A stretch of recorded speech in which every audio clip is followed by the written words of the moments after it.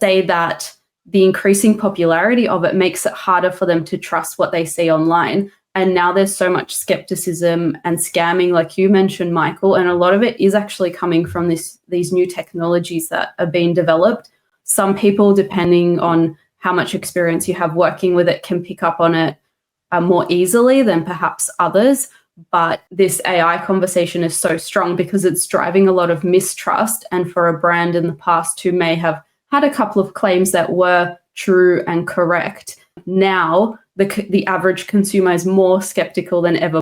So what can we do as brand owners, as professionals working in the field, to situate ourselves as genuinely trustworthy and show what you're doing and the claims that you have are genuine and correct?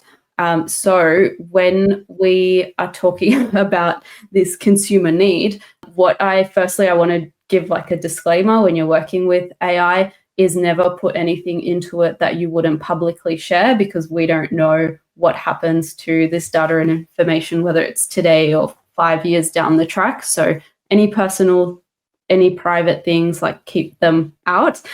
Just as I'm talking about this, I like to mention it. And what we're seeing now, and I think it does have a lot to do with this AI, is a lot of founder-led businesses having a really strong moment. And the example I want to bring in is the founder of Club Peppermint.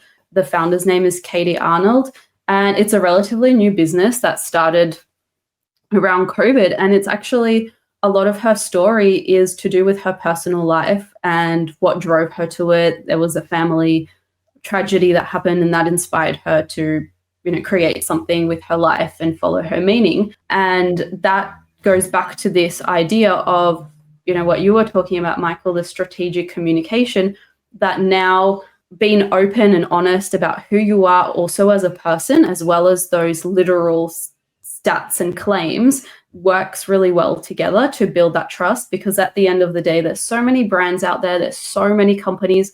The chances that your product or service is so unique that nobody else has anything even remotely similar is very, very low, unfortunately, even though, as creative people, we like to think that what we offer is so different, but we do live in a big world. So what does make you unique is you, yourself, and your humanness.